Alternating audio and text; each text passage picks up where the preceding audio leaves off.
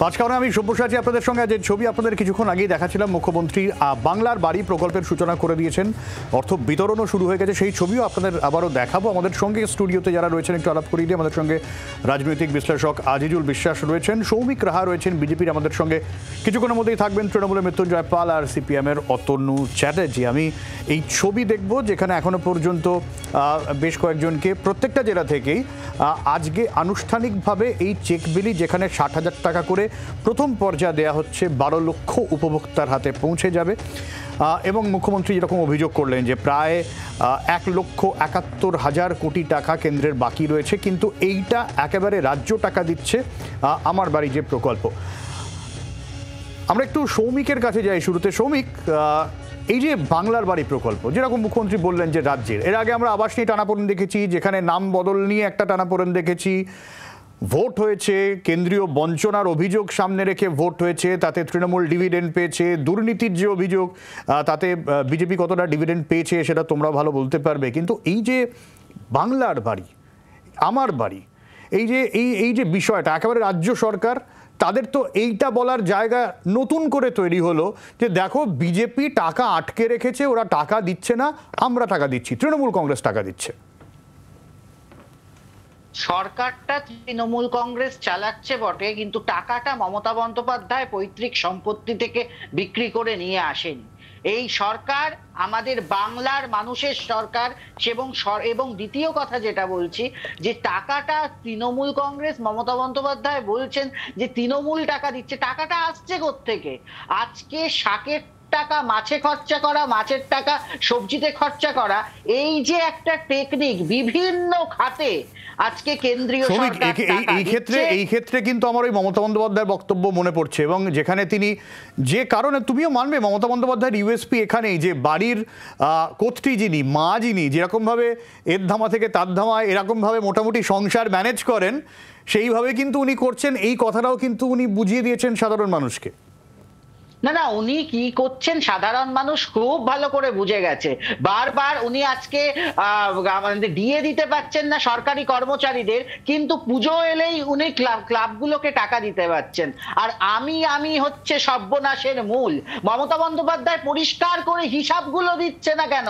কেন্দ্র প্রত্যেকটা খাতে টাকা দিচ্ছে, কোনো খাত নেই যেখানে টাকা দিচ্ছে না। শুধুমাত্র বলছে আপনি হিসাব দিন, আপনি হিসাব ক্লিয়ার করলে পরবর্তী টাকা আপনি নিয়ে যান। কিন্তু মমতা বন্দ্যোপাধ্যায়, যিনি কিনা মুখ্যমন্ত্রী, আমরা এমন ভাগ্য করে মুখ্যমন্ত্রী পেয়েছিলাম, রাজ্যবাসীর মনে আছে, আমফান ঝড় হয়েছে, 3 দিন 4 দিন কোনো পরিষেবা দেওয়া বন্ধ, গাছগুলো পড়ে আছে, মেয়র কোথাও যাচ্ছে না, মুখ্যমন্ত্রী নড়ছে না। কেন? ওই প্রধানমন্ত্রী আসবেন, আকাশরানী আকাশ থেকে দেখাবেন, ওই যে গাছটা পড়েছে 5 কোটি, ওই যে গাছটা সরাতে হবে 10 কোটি, এই দেখাবেন আর টাকার অঙ্ক গুনবেন। তো সুতরাং মানুষ খুব ভালোভাবে জেনে গেছে আমাদের মুখ্যমন্ত্রী টাকার হিসাবটা খুব ভালো বোঝেন, এবং উনি সেটা আগেও দেখিয়েছেন, পরেও দেখাবেন। কিন্তু সরকার চালানো আর সংসার চালানো দুটো এক জিনিস নয়। সরকারটা চালাতে অনেক কিছু নীতি ঠিক করে, আজকে প্রত্যেকটা দপ্তরে যেভাবে টাকা আসছে, আমাদের সরকারি কর্মচারীরা ডিএটা পাচ্ছে না কেন? তারা প্রশ্ন করছে মুখ্যমন্ত্রীকে, মুখ্যমন্ত্রী ডিএ দিতে পারছে না, পাড়ার ক্লাবগুলোকে উনি টাকা দিচ্ছেন। আজকে উনি এই যে টাকাটা দিচ্ছেন, এই টাকাটা মুখ্যমন্ত্রী কি কোনো ব্যবসা করেন? কিসের ব্যবসা করেন? সোনা পাচারের ব্যবসা বা আলু পাচারের ব্যবসা? কোনো তো কিছু করেন? তা তো করেন না। প্রত্যেকটা টাকা কেন্দ্রের টাকা, কেন্দ্রের টাকা। কেন্দ্র টাকা দিচ্ছে কোথায় শ্রমিক?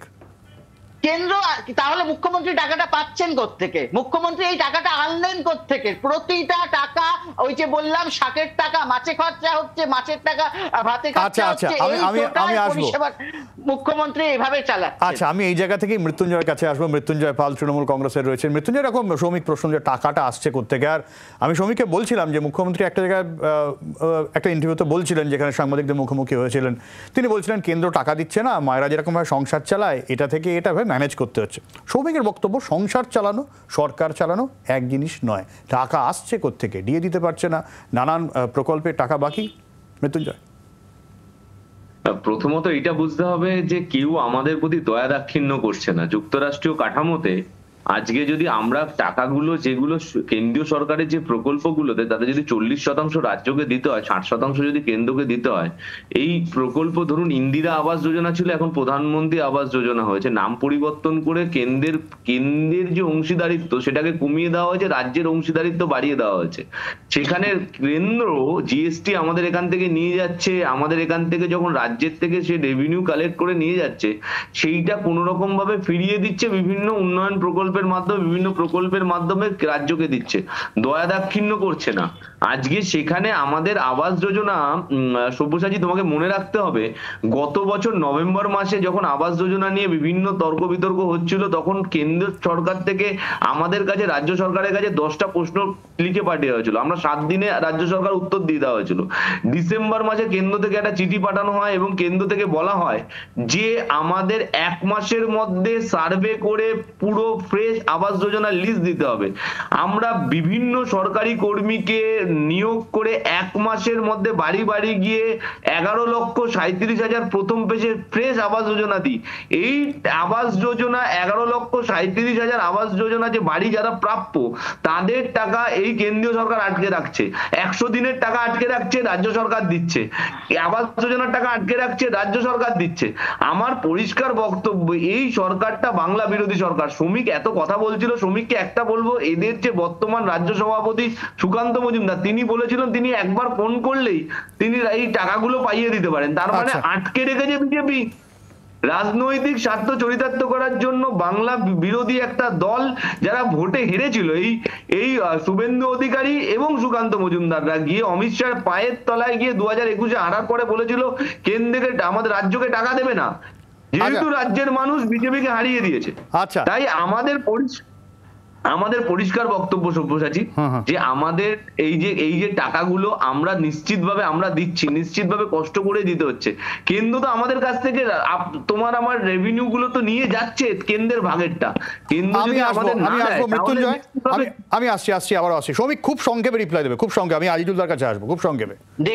দেখুন পরিষ্কারভাবে আমাদের কেন্দ্রে কোনো গৌরী সেনের সরকার নেই। কেন্দ্রে নরেন্দ্র মোদীর সরকার, না খাউঙ্গা না খানে দুঙ্গার সরকার। পরিষ্কারভাবে বলা হচ্ছে। আপনাদের এত হিসাব দিতে অসুবিধা কেন? আপনারা এত কথা, এত তথ্য না দিয়ে মমতা বন্দ্যোপাধ্যায়কে পরিষ্কারভাবে বলুন না, প্রত্যেকটা ক্ষেত্রে কেন্দ্র যা হিসাব চাইছে তা দিয়ে দিতে। আমি আবারও বলছি, আমি আসবো সৌমিক, গৌরী সেনের সরকার নেই। আমি আসবো সৌমিক। কিন্তু আজিজুল দা, সৌমিক যে ন্যারেটিভটা সেট করছে, যেখানে হিসাব দিতে হবে, দুর্নীতির অভিযোগ, সেই জায়গা থেকে কেন্দ্র টাকা দিচ্ছে না, পাল্টা তৃণমূলের যে ন্যারেটিভ, তারপরে তৃণমূল তো এটা নিশ্চয়ই মানুষকে কি বুঝিয়ে দিতে পারছে যে কেন্দ্র টাকা দিচ্ছে না, কেন্দ্রীয় বঞ্চনা, যেই শুধু ভোট হয়ে গেছে, সেই ভোটে ডিভিডেন্ড জোড়াফুল শিবিরে তুলেছে। এটা কি আরো জোড়াফুলের শিকড় শক্ত হলো বলে মনে হলো আপনার এই গ্রামে? একদম আমার বাড়ি প্রকল্পটা। সাধারণ মানুষ কি এত তর্ক বোঝে? এমনিতে বিতর্কের ঊর্ধ্বে উঠে যে কথাটা বলা যায় সেটা হচ্ছে যে পশ্চিমবাংলায় 2011 সালে মমতা বন্দ্যোপাধ্যায় ক্ষমতায় আসার পর তিনি ভারতবর্ষের মধ্যে এমন একটা রাজ্য পশ্চিম বাংলা, যে রাজ্য হচ্ছে সামাজিক ন্যায় প্রকল্পের জন্য শুধু দেশের মধ্যে নয়, আন্তর্জাতিক ক্ষেত্রে সমাদৃত এবং প্রশংসিত হয়েছে, কোথাও কোথাও পুরস্কারও পেয়েছে। ফলে সামাজিক প্রকল্প পশ্চিমবাংলায় মমতা বন্দ্যোপাধ্যায়ের নেতৃত্বে তৃণমূল যে দল, সর্বভারতীয় তৃণমূল কংগ্রেস, তাকে পলিটিক্যালি ডিভিডেন্ড দিয়েছে, এটা সবাই জানি। এবং এই যে বাংলার বাড়ি প্রকল্প নতুন করে আশা জাগিয়েছে বিশেষ করে বাংলার প্রান্তিক মানুষদের জন্য। এবং একটু আটকাচ্ছে আজিজুল্লাহ, এই ডিভিডেন্ড দিচ্ছে কখন? যখন দুর্নীতির অভিযোগে আবাসে তোলপাড়। তৃণমূল কংগ্রেসও একসময় স্বীকার করতে বাধ্য হয়েছে যে হ্যাঁ, কিছু জায়গায় অসুবিধা হয়েছে, মানে বেশ কিছু তথ্য প্রকাশ্যেও এসে গেছে। বিজেপি এটা নিয়ে একেবারে চেপে ধরতে পেরেছিল। এবং আমি বলবো, এই আমার বাড়ি প্রকল্প, এটাও যখন সার্ভে হচ্ছিল তখনও নানান অভিযোগ, তারপরেও ডিভিডেন্ড কিন্তু এখন তো সত্যি কথা বলতে একটা একাডেমিক স্তরে আলোচনা হচ্ছে যে দুর্নীতির সঙ্গে এই যে ডেভেলপমেন্ট ওতপ্রোতভাবে যুক্ত হয়েছে। সেটা শুধু পশ্চিমবাংলাকে যদি এই একদিকে উন্নয়ন হচ্ছে, তার সঙ্গে দুর্নীতি, গোটা দেশ জুড়ে যদি রাজ্য, বিজেপি শাসিত রাজ্যগুলির ক্ষেত্রেও যদি আমি কথা বলি, যে সমস্ত সামাজিক প্রকল্পগুলো হচ্ছে বা কেন্দ্র সরকারের আওতাধীন যে প্রকল্পগুলো হচ্ছে, সেগুলো নিয়েও স্বচ্ছতার প্রশ্ন কিন্তু রয়েছে। সেটার বাইরে উঠে এই যে প্রকল্পের মধ্য দিয়ে প্রান্তিক যারা মানুষ, তাদের যে এম্পাওয়ারমেন্ট, এই যে বিশেষ করে আর্থিক যে ক্ষমতায়ন, সেইটা কতটা হচ্ছে সেইটা যদি আমরা হিসেবের খাতায় নিয়ে আসি, তাহলে পশ্চিমবাংলায় কিন্তু একটা সদর্থক ছবি কিন্তু উঠে আসছে। আমি যদি বলি এই যে 6,600 কোটি টাকা এই বাংলার বাড়ি প্রকল্পে রাজ্য সরকার ইতিমধ্যে বরাদ্দ করেছে, জেলাভিত্তিক যদি বিন্যাসটাকে যদি আমরা দেখি, তাহলে এই যে সুন্দরবন লাগোয়া প্রান্তিক মানুষদের 2 জেলা, উত্তর 24 পরগনা এবং 2 24 পরগনা জেলা মিলে প্রায় 1200 কোটি টাকা, 6,600 কোটি টাকার মধ্যে। আবার যদি উত্তরবঙ্গে চলে যায়, কোচবিহার বা আলিপুরদুয়ার, এই দুটো জেলার অনেক তপশিলি জাতি, তপশিলি উপজাতির মানুষ যারা আছেন, সেখানে 1,000 কোটি টাকা, বা জঙ্গলমহলে যদি যাই, সেখানেও কিন্তু সরকারি বরাদ্দ একটা ইতিবাচক একটা প্রবণতা দেখাচ্ছে। এবং আমি যদি ভোটের অঙ্কের কথা বলি, 2011 সালে যে 2021 সালে যে নির্বাচনে তপশিলি জাতি সংরক্ষিত বা তপশিলি উপজাতি সংরক্ষিত আসনগুলিতে ভারতীয় জনতা পার্টি তুলনামূলকভাবে ভালো ফলাফল করেছিল, টক্কর দিয়েছিল তৃণমূল কংগ্রেসের সঙ্গে।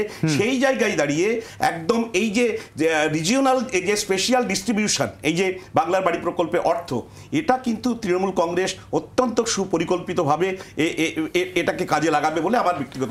একদম। আমাকে একটা বিরতির সময় হয়ে গেছে, আমি অতনুর কাছে আসবো। অতনু চ্যাটার্জি সিপিএম এ রয়েছেন আমাদের সঙ্গে, এবং অতনুর যে প্রশ্ন রাখবো, যেরকম আজিলুল্লাহ বলছিলেন, আমি বিরতির পর তোমার কাছে আসছি।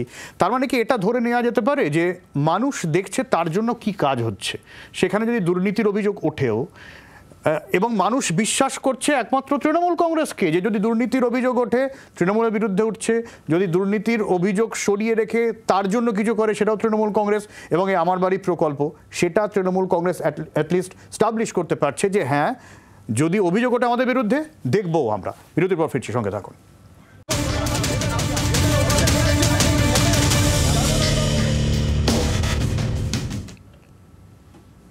সরাসরি চলে যাবো অতনুর কাছে। অতনু, যে প্রশ্ন রেখেছিলাম, দেখো সুব্রত, তুমি বললে যে মানুষ দেখছে ইত্যাদি ইত্যাদি।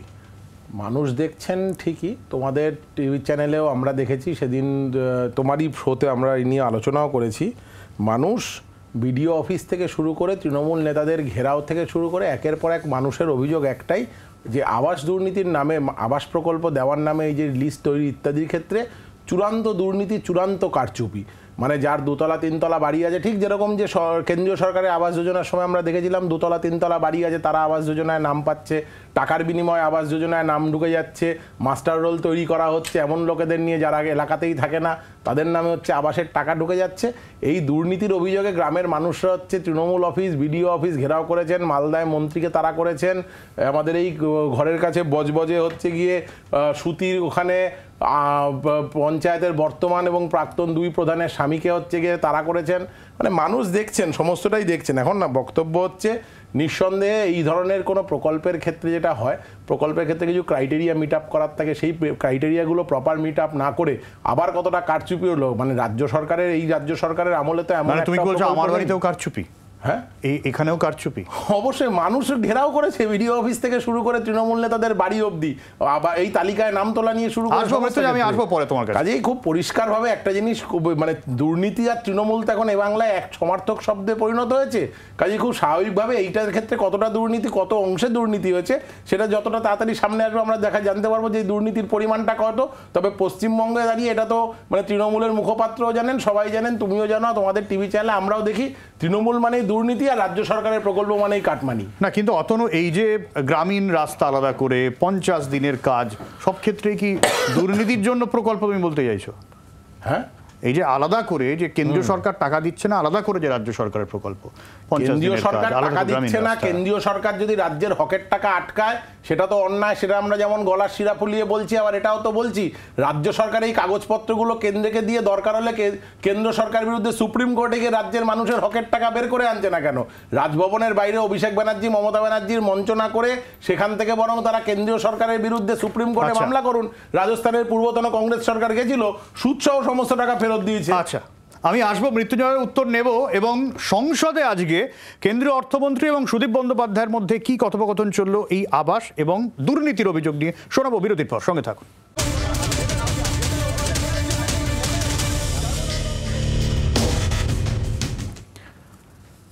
আর রাজ্যে বাংলার বাড়ি প্রকল্প আর সংসদে আবাস দরজার বক্তব্য আমরা শোনাবো। আমি মৃত্যুঞ্জয়ের কাছে আসার আগে প্রথমে শোনাবো এই আবাস দুর্নীতি নিয়ে, আবাস দুর্নীতির অভিযোগ নিয়ে ঠিক কী বলেছেন কেন্দ্রীয় অর্থমন্ত্রী, এবং তার পাল্টা সুদীপ বন্দ্যোপাধ্যায় কি আর্জি রাখলেন সংসদে? The state PMAY Gramin, Awas Yojana Gramin, was being implemented in West Bengal since 2016-17. The government has also released 25,798 crore as central share to the state since 2016-17. However, complaints of irregularities in the implementation of PMAY Gramin, including a selection of ineligible households from the Awas Plus 2018 list, removal of eligible households, and renaming of the scheme in the state as Bangla Awas Yojana have been received. For under the Manrega, complaints of misappropriation of funds have been received by the government. Upon inquiry by central teams, the complaints were proven to be correct. And madam, I may add, the central team was accompanied by the state team as well when they went on inspection. If any corruption happens in any part of the state, total amount of money, why it is being kept stocked, where possibility of inquiries appears, central team, state team jointly detected any area, stop sending money over there. But for few places or for one or two places, you are blocking the total money. What would be my suggestion, what would be my request to you, to release the amount to the particular state who have due from the center more than 1 lakh crore of rupees as a whole. So would you kindly take up these two issues, Manrega and Awas Yojana? I also want to request you, wherever corruptions reports are there, block money over there. But don't stop the full money for so many as a whole for the total state. Mrityunjay, যদি technically এটা হয়ে থাকে, সংসদে দাঁড়িয়ে সুদীপ বন্দ্যোপাধ্যায় তিনি বললেন যে যে জায়গায় দুর্নীতির অভিযোগ সেখানে টাকা আটকে রাখা হোক, তদন্ত হোক, কিন্তু পুরোর যেন টাকা আটকে না রাখা হয়। তাহলে কি এরকমভাবেও তো বিরোধীরা বলতে পারেন? তার মানে সুদীপবাবু তিনি অস্বীকার করলেন না যে দুর্নীতি হয়নি, তা নয়, দুর্নীতি হয়েছে, যে জায়গায় হয়েছে সেটা অবশ্যই তদন্ত সাপেক্ষ, আর সামগ্রিকভাবে টাকা আটকে রাখা কেন? এবং অতনু যেরকম বলছিল এই বাংলার বাড়ি প্রকল্প, এবং তুমি জানো মৃত্যুঞ্জয়, বিভিন্ন জায়গায় ক্ষোভ বিক্ষোভ হয়েছে। না, আমি একটু সব্যসাচী বলি যে দেখো, প্রথমত যে 29 লক্ষ অ্যাপ্লিকেশন জমা পড়েছিল গত বছর, যখন 29 লক্ষ ডিসেম্বর মাসে অ্যাপ্লিকেশন হয়, জমা পড়ে, তার মধ্যে থেকে এই সরকারি 1 মাসের মধ্যে 18 লক্ষ অ্যাপ্লিকেশন বাতিল করে।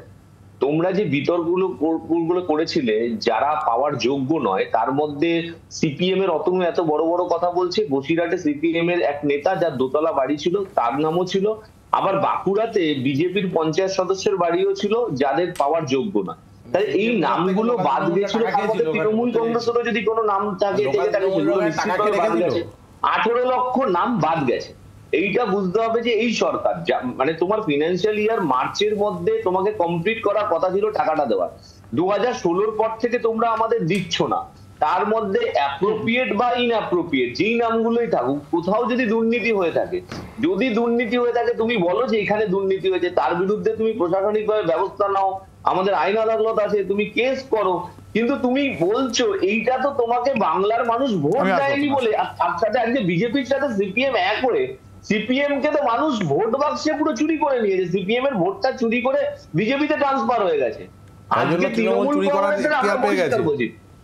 তৃণমূল কংগ্রেসের যদি আজকে কোনো জায়গায় কেউ জড়িত থাকে, তাহলে সেটা দুর্নীতি তদন্ত হয়ে তোমরা তদন্ত করো, সেন্ট্রাল এজেন্সি তো আছে, এতগুলো আসছে এজেন্সি আমাদের ট্যাক্সের টাকায় বারবার আসছে, কমপক্ষে 157 খানা এখানে এসছে যারা এজেন্সি, তারা বারবার বিভিন্ন প্রকল্পের তথ্য নেওয়ার জন্য ভিজিট করে গেছে আমাদের রাজ্যে এসে।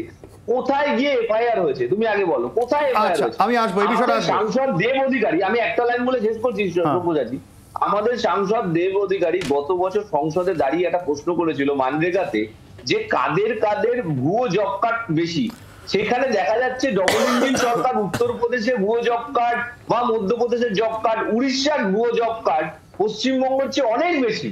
এইটা তো লিস্টেড সংসদে আছে। তাহলে পশ্চিমবঙ্গের টাকাটা আটকে রাখা হচ্ছে কেন?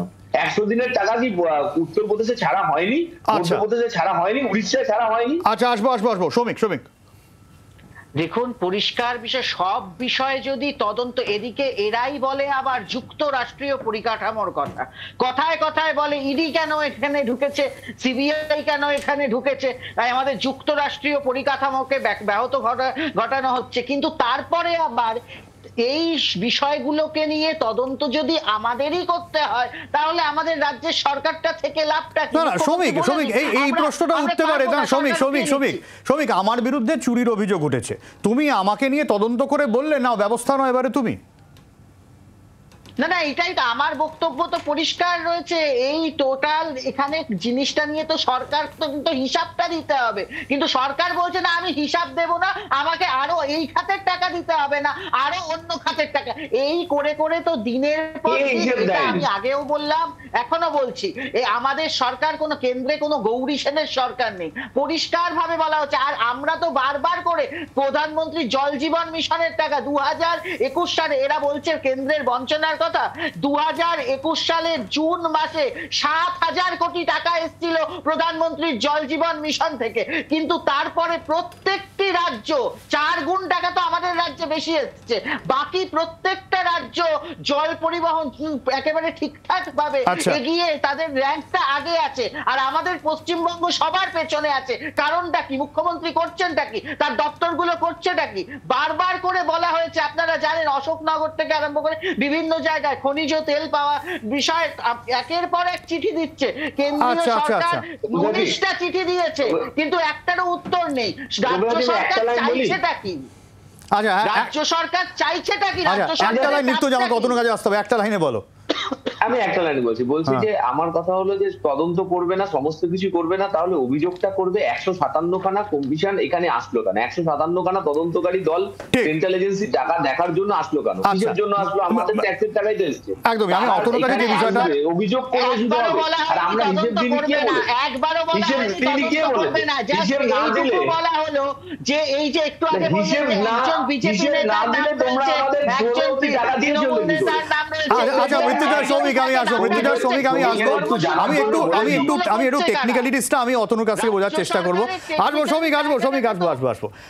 এই তদন্ত কে করবে অতনু? আমি তার আগে একটু কেন্দ্রীয় অর্থমন্ত্রীর বক্তব্য শোনাতে চাইবো যে এইটা নিয়ে তার কি বক্তব্য, সংসদে কি বলেছে। Oh, you're saying in the state of Bengal, जहां करप्शन हुआ वहां ना देना, बाकी जगह पर देना। मैं तय कैसे तय करूं जी? Madam chairperson, even when I don't stop, even when I don't delay, even when I give an advance payment of, when I have to give 1 month, I'm giving 2 months, I'm accused of differential treatment to different states. अरे corruption हुआ ये साबित हो गया है। पूर्व मेदिनीपुर में नहीं हुआ, नॉर्थ बंगाल में हुआ नहीं, साउथ परगाना 24 परगाना में। मैं कैसे तय करूं? और तय भी करूं, किसको मान्यता होगा? बंगाल चुपचाप अगर मानते हैं तो भी बाकी स्टेट्स मुझके ऊपर को गुस्सा नहीं करेंगे? ये आप कौन होते हो करने के लिए?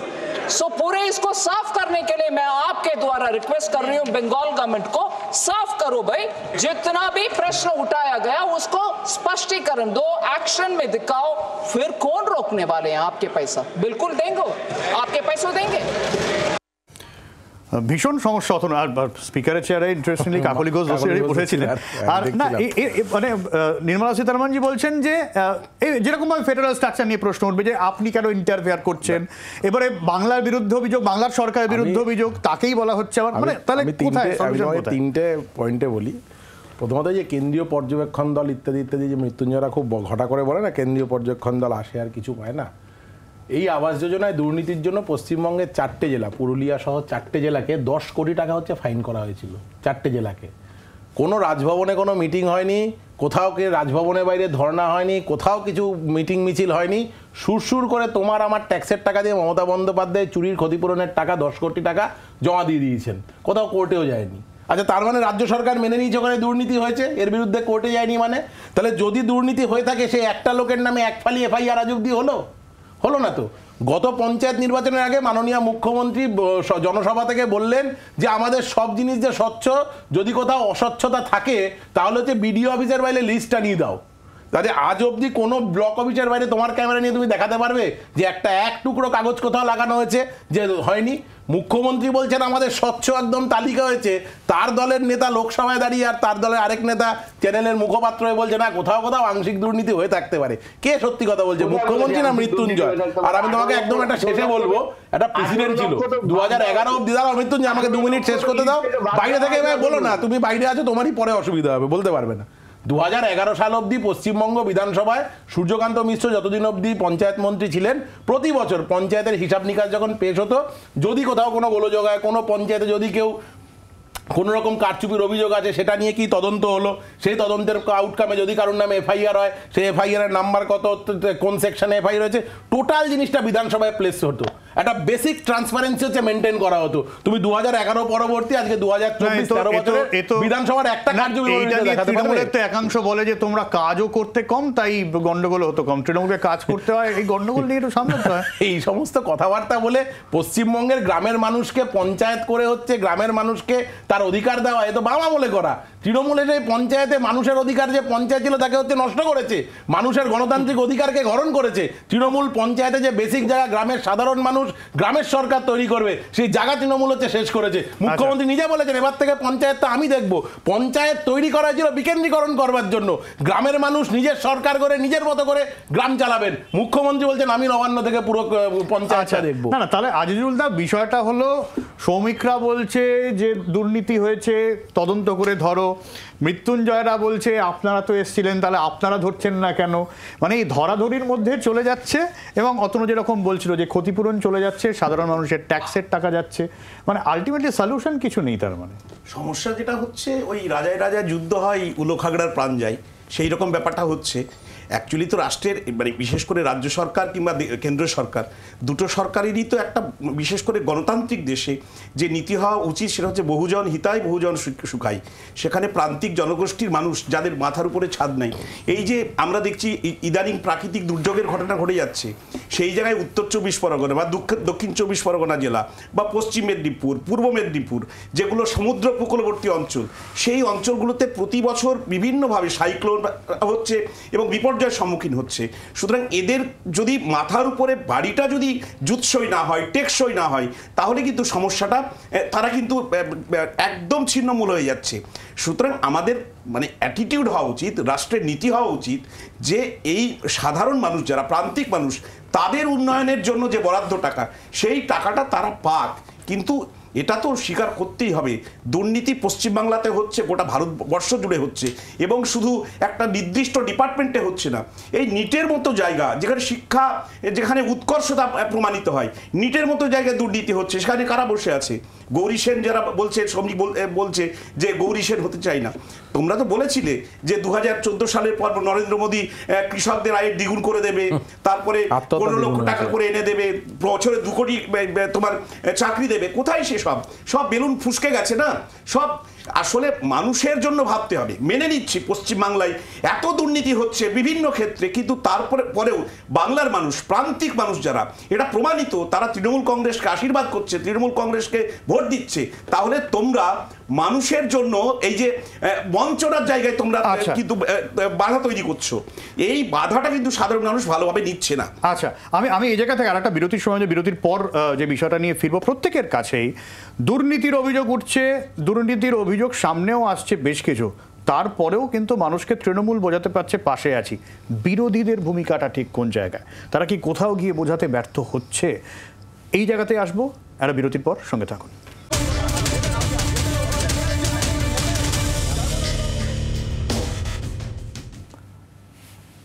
আমি মৃত্যুঞ্জয়ের কাছে একটু পরে আসছি বিষয়টা, আমি সৌমিকের কাছে প্রথমে আসছি। সৌমিক, এই যে বাংলার বাড়ি প্রকল্প একেবারে যে শুরুটা যেটা দিয়ে করেছিলাম, মানুষ তো দেখছে দুর্নীতির অভিযোগ যদি ওঠে, নাম নিয়ে যদি অসন্তোষ হয়, টাকা তৃণমূল কংগ্রেস দিচ্ছে, মমতা বন্দ্যোপাধ্যায় বলছেন কেন্দ্র টাকা দিচ্ছে না, কেন্দ্র টাকা আটকে রেখেছে, ওরা দুর্নীতির অভিযোগের কথা তুলছেন কিন্তু একজনও কাউকে গ্রেফতার করতে পারছে, একটা দুর্নীতিও সামনে আসছে, মৃত্যুঞ্জয় যে কথা বলছে, তাহলে বিশ্বাসযোগ্যতা কোথায় থাকছে দিনের শেষে?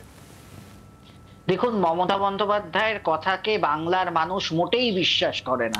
ভোটে তো উনি জেতেন, মানে তৃণমূলই তো ভোটে না বলে আমি বলছি, ভোটে দেখুন জনপ্রিয়তা আজকে রানু মণ্ডলেরও একটা সময় ছিল, ভুবন বাদ্যকরেরও একটা সময় ছিল। রানু মণ্ডল কি ভোটে দাঁড়ালে জিতবে বিজেপি থেকে দাঁড়ালে? এই মুহূর্তে তো নেই। এই মুহূর্তে মমতা বন্দ্যোপাধ্যায়ের এমন দৈন্য দশা। এই তো 6-6 হলো সৌমিক, এই তো 6-6 হলো। আমি বাড়ি থেকে বেরোতে পারি না, আর যিনি বলেছিলেন আমি বাড়ি থেকে বেরোতে পারি না, বেরোতে গেলে পাড়ার লোকেরা এসে আমার গাড়ি আটকায় যে হ্যাঁ রে এমন একটা কাউন্সিলর দিয়েছিস যে কিনা কোনো কাজ করছে না, তাই আমার বাড়ির বউটাকে এবারে কাউন্সিলরে দাঁড় করাতে হলো। কে বলেছিল? আমি বলেছিলাম? ভারতীয় জনতা পার্টির কোন লোক বলেছিল?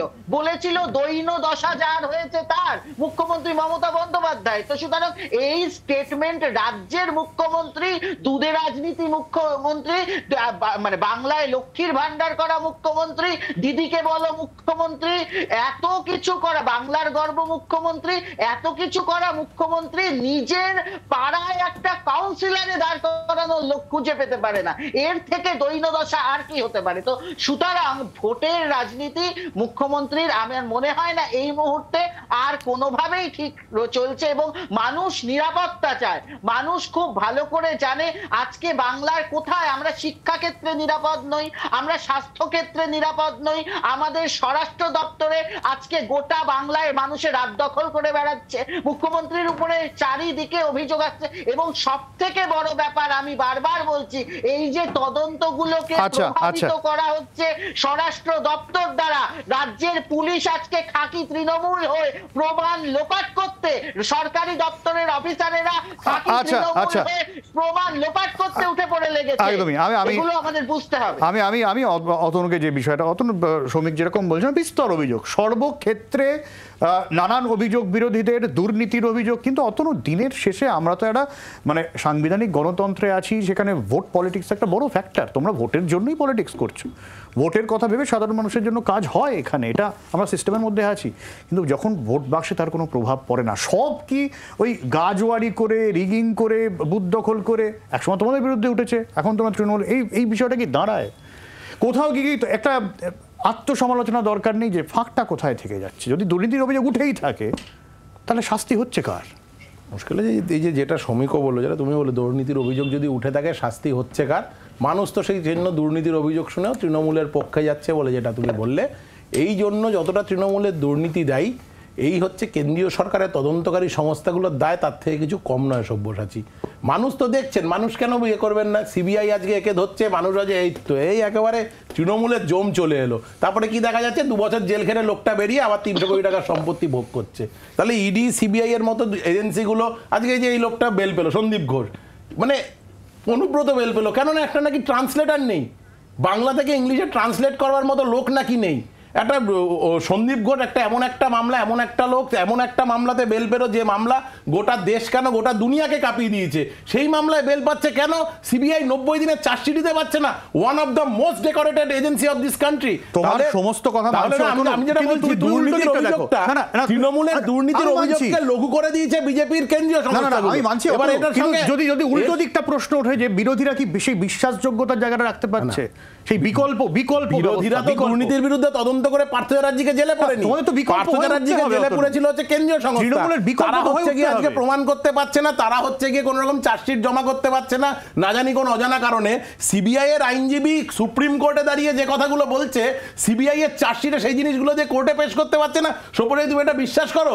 তৃণমূলের দুর্নীতিকে ঢাকা দেওয়ার জন্য সম্পূর্ণ রকম ভাবে বিজেপি এবং কেন্দ্রীয় সরকারের পরিচালিত এজেন্সিগুলো দায়ী, এবং বাকি ফাঁকফোকরগুলো কি এক হয়েছে বলছো? বাকি ফকফকটুকু যেটুকু থেকে যাচ্ছে এই তৃণমূলের বাহিনী। তৃণমূল আজকে এমন ভোটের প্রতি মানুষের প্রতি ভীতি এসছে, এতদিন লোক ঢুকিয়ে বুথ দখল করতে করতে এখন বুথ এজেন্টরা নিজে উঠে ভোট দিচ্ছে।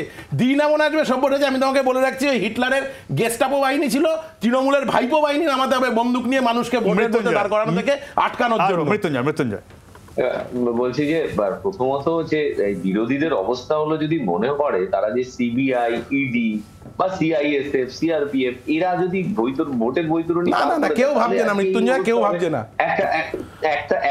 কেউ ভাবেনি, একটা দল ভাবছে যে তোমাদেরই বরং ভোট বৈতরণী উতরে দিচ্ছে। 34 বছর একটা দল 34 বছর শাসন করার পরে 4% নেমেছে, আর একটা দল 77 থেকে এখন 60 নেমে গেছে। আরে দলটা 2 থেকে 60 এসছে তোমাদের কল্যাণে, সেটা বলো। দুটো এমপি থেকে 12খানা এমপি হয়েছে তোমাদের কল্যাণে, সেটা বলো। ভোটের অত না, একটু প্লিজ, আমি বাইরে থেকে বলো। ভোটের একটা জিনিস বুঝতে হবে যে 365 দিন 24 ঘন্টা মানুষের পাশে কারা থাকছে। তৃণমূল কংগ্রেসের বিরুদ্ধে এই আবাস যোজনা নিয়ে আজকে তুমি সব্যসাচী আলোচনা শুরু করেছিলে, তৃণমূল কংগ্রেসের বিরুদ্ধে অভিযোগ উঠেছে। আজকে বলা হচ্ছে তোমরা একাধিক শো করেছো গত বছর, যে এর নাম ওর নাম, কিন্তু মুশকিলটা হলো পরে তোমরা শো করে দেখাওনি যে 2016 পর থেকে মানে কোভিড এর পর থেকে নতুন আবাস যোজনার লিস্ট জমা নেয়নি। 2000 মানে কোভিড এর পরে যে লিস্ট গুলো জমা পড়েছে তাতে বিস্তর অভিযোগ ছিল, বিস্তর নাম ভুল উঠেছিল। তুমি কোভিডের পরে ছাড়ো না, তুমি এই বাংলার বাড়ি প্রকল্প, এই তোমাদের প্রকল্প, তোমাদের রাজ্যের প্রকল্প, সেইখানে কি অভিযোগ ওঠেনি? গ্রামে গ্রামে জেলায় জেলায় মৃত্যুঞ্জয় বিক্ষোভ হয়নি?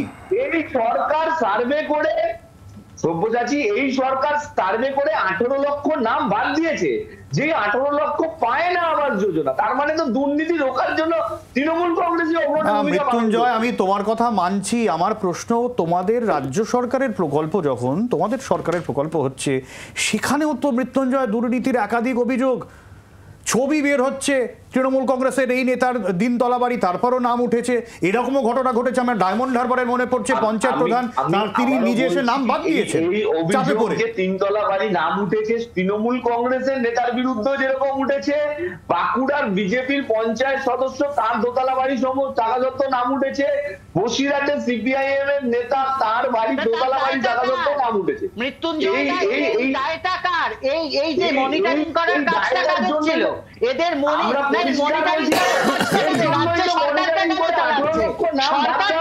চালাচ্ছে। আজকে সরকার যদি এইটুকু মনিটরিং না করতে পারে, তাহলে সরকার ছেড়ে দিক, বলে দিক আমরা পারবো না। সরকার ছেড়ে দিক, বলে দিক শ্রমিক আমার সময় একদম শেষ। শ্রমিক এই জন্য শূন্য হয়, এই জন্য শূন্য হয়, না জেনে বলে 18 লক্ষ নাম বাদ দেওয়া হয়েছে। আমাকে মৃত্যুঞ্জয়, শ্রমিক দুজনকেই থামাতে হচ্ছে, আমার সময় একদম শেষ। আজিজুল দা 30 সেকেন্ডের মধ্যে শেষ করো প্লিজ। বিষয় হচ্ছে পরিকল্পিতভাবে যদি দুর্নীতি হয়, সেটা দুর্নীতি থাকে না, সেটা নীতি হয়ে যায়। আজকে এটাই হচ্ছে। এই যে আবাস যোজনা বলুন বা সড়ক রাস্তার নির্মাণ করা বলি, যে কোনো প্রকল্পের ক্ষেত্রে সেখানে সরকারি আমলা যারা, তারা থেকে শুরু করে একদম জনপ্রতিনিধি, তারা মিলিজুলি, এবং যারা উপভোক্তা, তারাও কিন্তু এই একটা সিস্টেমেটিক দুর্নীতির সঙ্গে যুক্ত আছে। না হলে এই ধরনের দুর্নীতি হয় না। অর্থাৎ এই যে আমি ধরবো যে বাংলার, না আপনি সার্বিকভাবে যদি বলছেন, উপভোক্তাও বলছেন, তাহলে দুর্নীতি কি? এটাই নীতি, পরিকল্পিত, এটাই নীতি হয়ে গেছে। এবং এই যে প্রায় 12 লক্ষ উপভোক্তা তারা পাবেন দুটো কিস্তিতে 1,20,000 টাকা। এরা গ্রামের মানুষ, গ্রামের ভোটার। 156টি রুরাল সিট আছে পশ্চিমবাংলায় 2026 বিধানসভা নির্বাচন, এবং আরও 64টি বিধানসভা আসন আছে যেখানে সেমি আরবান, সেমি রুরাল, অর্থাৎ 220টা আসন যেখানে এই প্রকল্পগুলি মমতা বন্দ্যোপাধ্যায়কে, তৃণমূল কংগ্রেসকে ডিভিডেন্ড দেবে। সুতরাং যেখানে আর একটি স্কিম রয়েছে প্রধানমন্ত্রী গ্রামীণ আবাস যোজনা, সেখানে ভারতীয় জনতা পার্টি যে শাসক দল কেন্দ্রের, তারা যদি বঞ্চনার জায়গায় থাকে, বাংলার মানুষকে বঞ্চিত করে, তাহলে বিরোধী দল হিসাবে বাংলার আগামী 26 নির্বাচন তারা কিভাবে লড়বে, সেই জবাবদিহি তো বাংলার মানুষকে করতে হবে। এই প্রশ্নই থাকলো, কারণ 50 দিনের কাজ বা বাংলার আলাদা গ্রামীণ রাস্তা বা বাংলার বাড়ি তৃণমূল কংগ্রেস আনছে। সবিক আমার সময় একদমই শেষ।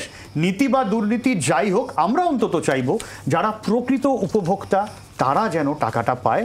দুর্নীতির অভিযোগও যাবো, কিন্তু রাজনীতিতে থাকুক প্রকৃত উপভোক্তা, যাদের একদম মাথার ছাদ নেই, তারা যেন বাড়িটা পায়। এখানে শেষ করছি, সঙ্গে থাকুন জি 24 ঘন্টা।